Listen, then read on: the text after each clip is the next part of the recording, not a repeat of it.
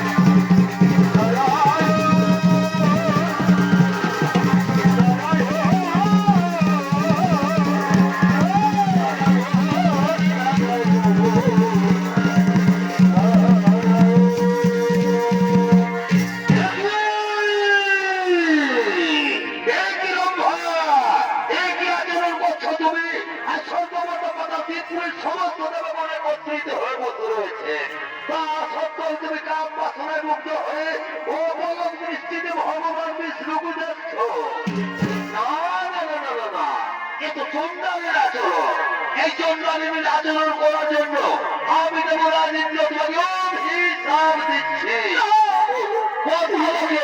মানব রূপে চন্দ্রার বংশে চন্দ্র হবে তোমার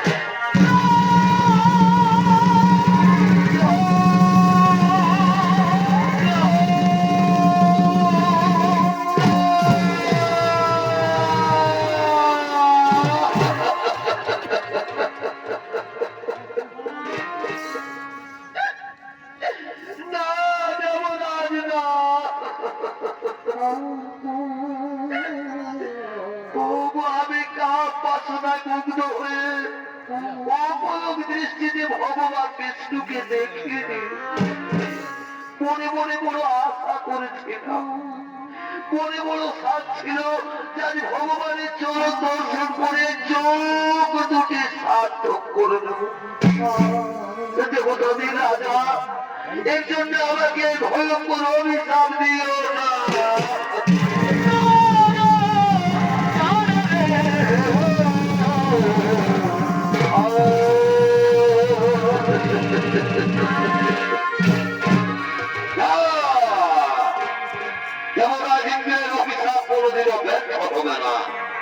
নারায়ণ যদি ইচ্ছা করো তাহলে কিছুটা লঘু করে দিতে পারে নারায়ণ তুমি তো অন্তরের কথা সবই জানো ভগবান তোমার চরণ দর্শন করে যদি চন্দ্রার বংশে জন্ম নিতে হয় তাতেও আমার কোনো দুঃখ নেই কিন্তু হে প্রভু আমি যে তোমার চরণ ছেড়ে বাঁচতে পারি না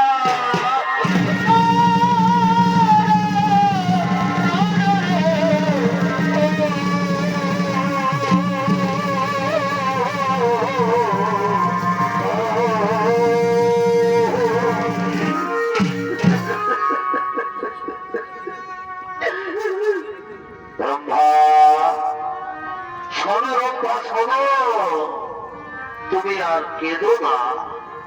চন্ডাল বংশে জন্ম হলো, ভক্তি থাকবে তোমার অটুট। ত্রেতা যুগে আমি জন্ম নেব মানবের ঘরে, অযোধ্যা রাজা দশরথের জ্যেষ্ঠ পুত্র শ্রীরামচন্দ্র রূপে।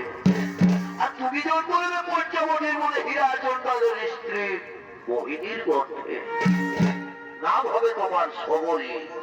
তুমি হবে আমার পরম ভক্ত, তাই ভক্ত রূপে দেখা হবে তোমার আমার।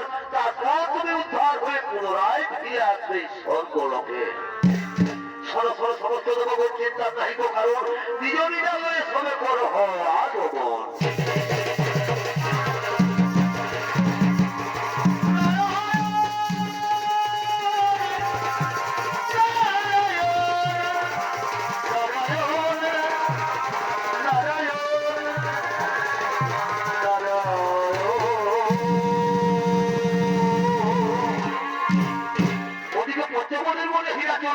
স্ত্রী মোহিনী তারা সন্তানহীনা কাঁদতে কাঁদতে আগমন করতে চলেছে।